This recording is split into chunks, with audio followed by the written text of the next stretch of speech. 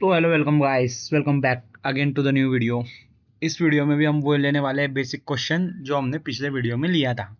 जैसे मैंने आपको पिछले वीडियो में बोल के रखा था, अगर आपको ना सिर्फ प्रैक्टिस थ्योरी सीखनी है बल्कि उस थ्योरी को रियल लाइफ में इम्प्लीमेंट कैसे करना है ये भी जानना है, तो पिछला वीडियो और ये वीडियो आपके लिए सबसे ज़्यादा इंपॉर्टेंट होने वाला है।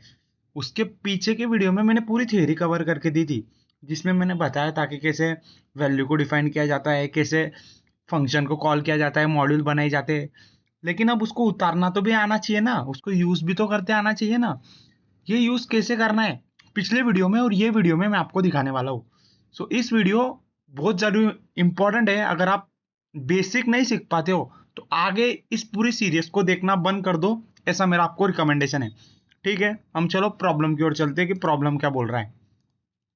पहले खुद सॉल्व करने का ट्राई करो, नहीं आता है तो इस वीडियो के अंदर आओ और बाकी चेक करो। ब्रेकडाउन अप्रोच से चलेंगे, बिल्कुल भी हाई नहीं करेंगे, ज्यादा से ज्यादा आपके 7 से 8 10 मिनट लूंगा बस। Right the program with the class employ. ठीक है, हमको एक ऐसा प्रोग्राम लिखना है जिसमें क्लास एम्प्लॉय है। इतना तो हमको मालूम पड़ गया है, तो जो भी हमको अभी मालूम है ना प्रोग्राम के बारे में वो लिख लो सबसे पहले, तो क्या बाद में कंफ्यूजन होता नहीं है। क्लास लिया एम्प्लॉय नाम से, ठीक है, ये डबल कोलन लगा दिया। और आपके सुविधा के लिए मैं यहाँ पे ई नाम से, चलो एक क्या कर लेता हूँ, एक ऑब्जेक्ट भी बना देता हूँ, उसको कर देता हूँ एम्प्लॉय। ठीक है, आगे पढ़ते हैं। And keeps a track of the number of employ in an organisation. और ये ट्रैक करते रहो कि उस एम्प्लॉय में कितने ज्यादा एम्प्लॉय है या फिर कितने एम्प्लॉय है। यानी उदाहरण के तौर पे आपको एक ऐसा वेरिएबल बनाना है जो कि जैसे ही एम्प्लॉय ऐड होगा तो वो वेरिएबल भी प्लस होना चाहिए। ये मैं आपको सिखाता हूँ क्या है, अभी इस पे ज्यादा दिमाग मत लगाओ, अभी इसको लेट गो कर दो। And also store the name, employee है तो उसका नेम होगा, रोल होगा, सैलरी होंगी। वो हमको कैसे करना है, इनिट फंक्शन से करना है, कंस्ट्रक्टर से करना है। और यूजर डिफाइंड फंक्शन का इस्तेमाल करके हमको डिटेल्स प्लेस करनी है कोई भी एम्प्लॉय की। मान लो 10 एम्प्लॉय है तो 7 की करो, 3 की करो, 5 की करो, वो आपकी मर्जी पे है, एज योर चॉइस। ओके, ठीक है। हम सबसे पहले क्या बोला, उसने क्लास बना लिया और वो क्लास के अंदर हमको उसका नेम, उसका रोल और उसकी सैलरी हमको क्या करना है, स्टोर करके रखना है। का सेल्फ आएगा, सेल्फ तो आता ही है, उसके बाद उसका नेम बोला है, रोल बोला है और सैलरी बोली है। ठीक है, अब ये बंद किया। अब मैं यहाँ पे क्लास का वेरिएबल बनाता हूँ जिसको रहता हूँ काउंट इक्वल टू 0। एक वेरिएबल बनाया हूँ, ये वेरिएबल मैंने इसके अंदर क्यों नहीं बनाया है इसका मैं आपको मेन रीजन बाद में बताऊंगा। देखो चलो मैं आपको थोड़ा सा हिंट देता हूँ। इधर अगर मैंने बनाया तो क्या होगा, वो ऑब्जेक्ट के अंदर आ जाएगा वेरिएबल, लेकिन अगर इधर मैंने बनाया तो वो क्लास के अंदर आएगा। ये ऑब्जेक्ट क्या है, क्लास क्या है, कंफ्यूजन हो रहा है, ठीक है कोई बात नहीं, उसका प्रूफ भी दिखाऊंगा। डेफ और यूजर डिफाइंड फंक्शन का इस्तेमाल करके जो भी एम्प्लॉय की आपको डिटेल प्रिंट करानी है वो प्रिंट करा दो। बोले print name of employee, IMP employee is, ये नेम प्रिंट करा दिया। उसके बाद जो भी आगे आगे वैल्यू वो प्रिंट करा देंगे। कंट्रोल सी दबाता हूँ डायरेक्ट, डायरेक्ट कंट्रोल सी दबाता हूँ जिससे आपका ज़्यादा टाइम वेस्ट ना हो। Control V, control V, control V। कितने, तीन ही है ना, तो बस तीन ही करना है। और बाद में उसका रोल क्या है, उसका रोल बताओ। अरे ये स्ट्रिंग चाहिए थी मुझे। और उसके बाद में उसकी सैलरी बताओ, SA सैलरी। ठीक है, चलो अब हमको क्या करना है, एक एम्प्लॉय बनाता हूँ E1 नाम से, उसको देता हूँ एम्प्लॉय नाम की क्लास, IMP एम्प्लॉय। और इसके अंदर मैं कर देता हूँ, सबसे पहले आपको मालूम है मुझे क्या देना पड़ेगा, नेम। तो मैंने दिया नाम केदार। ये कुछ गलत हो रहा है क्या, E1 बनाया, एम्प्लॉय बनाया, ये बराबर तो है केदार। उसके बाद में यहाँ पे मैं दे देता हूँ उसका रोल, मान लो AIML इंजीनियर, इंजीनियर। और उसके बाद में उसकी सैलरी लिख देता हूँ। ठीक उसी तरीके से मैं यहाँ पे बनाता हूँ दूसरा एम्प्लॉय, कंट्रोल C। यहाँ पे दूसरा एम्प्लॉय बनाता हूँ और उसका भी मैं यहाँ पे नेम रोल नंबर जो भी हो लिख देता हूँ। भूषण, उसको लिखता हूँ मैं DS diva engineer, DS engineer, मान लो डाटा साइंस इंजीनियर है और उसकी सैलरी है 2 लाख। तो देखो इस प्रकार से मैंने 4 एम्प्लॉय बना दिए। पहला ले लिया, दूसरा ले लिया, तीसरा ले लिया, चौथा ले लिया। जो भी यहाँ पे मैं पाइचाम इसलिए इस्तेमाल करता हूँ देखो, क्योंकि यहाँ पे डायरेक्ट आ चुका है, उसने नेम बता दिया है, रोल क्या बता दिया है, सैलरी क्या बता दिया है। तो 4 मैंने ले लिए एम्प्लॉय। अब उन्होंने हमको क्या बोला था कि एक ऐसा वेरिएबल बनाओ जो कि काउंट करेगा कितने एम्प्लॉय है। अब मान लो, ठीक है, ये काउंट इसलिए मैंने यहाँ पे बनाया। उसने क्या बोला है कि जितने भी एम्प्लॉय है, ये काउंट फंक्शन एक होगा। ये काउंट फंक्शन अभी के हिसाब से कितना होना चाहिए? 4 होना चाहिए। क्यों? क्योंकि अभी पूरे ऑर्गेनाइजेशन में कितने लोग हैं? 4 लोग हैं। और जैसे ही 5वां लोग ऐड होगा तो ये काउंट भी ऐड होना चाहिए। जैसे छठा ऐड आएगा, जैसे 100वां आएगा, तो ये काउंट वेरिएबल हो जाना चाहिए 100। तो ये बढ़ना तो चाहिए ना। तो हमको क्या करना पड़ेगा? इसको +1 करना पड़ेगा। तो +1 कैसे करेंगे? देखो यहाँ पे करेंगे हम। ये जो एम्प्लॉय का काउंट है इसको +1 कर देंगे। ये मैंने पहले से इसको स्क्रिप्ट नहीं लिखी है, ये पाइचाम का पहले से फंक्शन है, पाइचाम का पहले से बिहेवियर है कि हम जो भी बोलना चाहते हैं ये हमारे पास अंदर से समझ लेता है कि हम क्या करना क्या चाह रहे हैं। जैसे मैंने टैब दबाया तो देखो उसने जान लिया कि हाँ मुझे इसको +1 करना था। और क्या बोल रहा है वो कि आपके मन में जो भी इच्छा है उस इच्छा के अनुसार कोई भी एम्प्लॉय का आप डिटेल प्रिंट कराओ। तो अच्छी से दिखने के लिए मैं क्या करता हूँ, देयर आर, कितने एम्प्लॉय है, ये क्लास का नाम, और इतने एम्प्लॉय है इन ऑर्गेनाइजेशन में, इन ऑर्गेनाइजेशन, ऑर्गेनाइजेशन। और हमको कौनते, मान लो मुझे the details of employee 2 is, employee 2 की अगर मुझे डिटेल प्रिंट करानी है तो मुझे E2 को कॉल करना पड़ेगा और डिस्प्ले करना पड़ेगा।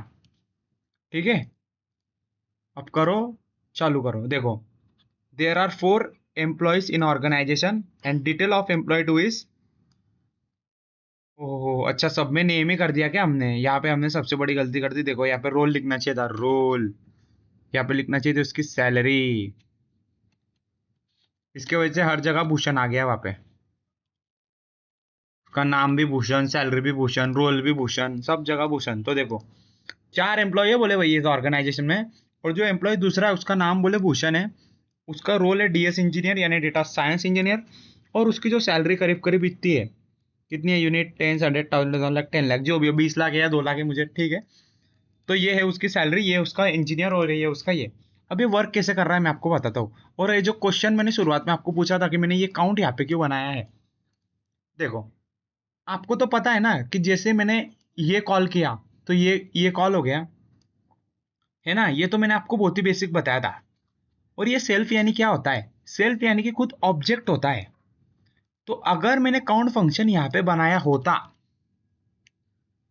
मान लो मैं यहाँ पे काउंट फंक्शन बनाया होता, self dot count equal to 0, इसको कर दिया होता था 0। ओके, सेल्फ डॉट काउंट कर दिया होता था 0, और मान लो यहाँ पे सेल्फ डॉट काउंट में मैंने बढ़ाया होता 1, सेल्फ डॉट काउंट में मैंने कर दिया होता था +=1। क्या अभी भी आउटपुट वही आता था? चलो देखते हैं। देखो ये क्या बोल रहा है, type error, employee has no attribute count. अच्छा एम्प्लॉय एम्प्लॉय कहाँ पे, अच्छा ये। हाँ तो चलो ठीक है। अब यहाँ पे प्रिंट कैसे कराते थे आप मुझे बताओ। ऑब्जेक्ट की वैल्यू देते थे क्या? देखते ऑब्जेक्ट की वैल्यू देके देखते कौन सा ऑब्जेक्ट देते हैं। मान लो हम E1 देते हैं, E1 का काउंट डालते हैं तो देखो क्या आता है हमारा output. There are 1 employee in organization में। ये कैसे हो सकता है कि बोले एक ही एम्प्लॉय है बोले पूरे ऑर्गेनाइजेशन में? कैसे हुआ है? फिर से देखते हैं आउटपुट। यहाँ पे घोल क्या हुआ आपको पता है क्या? ये देखो E1 जैसे कॉल हुआ वैसे ही ये कॉल हुआ। नेम के अंदर नेम आया, रोल के अंदर रोल आया, सैलरी के अंदर सैलरी आई। ये तीनों जैसे नॉर्मली एग्जीक्यूट होते थे वैसे एग्जीक्यूट हुए। लेकिन जब आपने सेल्फ डॉट काउंट किया 0 और सेल्फ डॉट काउंट को किया 1, तो जो E1 का काउंट था वो हुआ 1। यूनिवर्सल इवन नहीं हुआ, जो यूनिवर्सल यानी कि क्या, ये एम्प्लॉय हो गया यूनिवर्सल, और इसके अंदर जो बाकी के पार्ट्स है वो हो गए E1 E2 E3 E4। मेरे को उसको ऑर्गेनाइजेशन में लिखना चाहिए था, लेकिन कोई बात नहीं। तो क्या हुआ, जैसे E1 कॉल गया वैसे ये कॉल गया, और एम्प्लॉय 1 के अंदर जो काउंट था वो हुआ 1। एम्प्लॉय 1 के अंदर जो काउंट था वो 1 हुआ, यूनिवर्स के अंदर नहीं हुआ। अब जैसे E2 कॉल गया, वैसे नया नेम नया रोल नई सैलरी गई, वैसे ही जो नया काउंट था वो 0 हो गया, और जो E2 का काउंट था वो अब 1 हुआ। मतलब अब E1 का काउंट भी 1 था और E2 का काउंट भी 1 हुआ। फिर जब E3 आया तो नया नेम नया रोल नंबर नई सैलरी गई, नया रोल नई सैलरी और नया नेम गया। फिर E3 का जो काउंट था वो फिर से 0 और E3 का जो काउंट है वो 1 हो गया।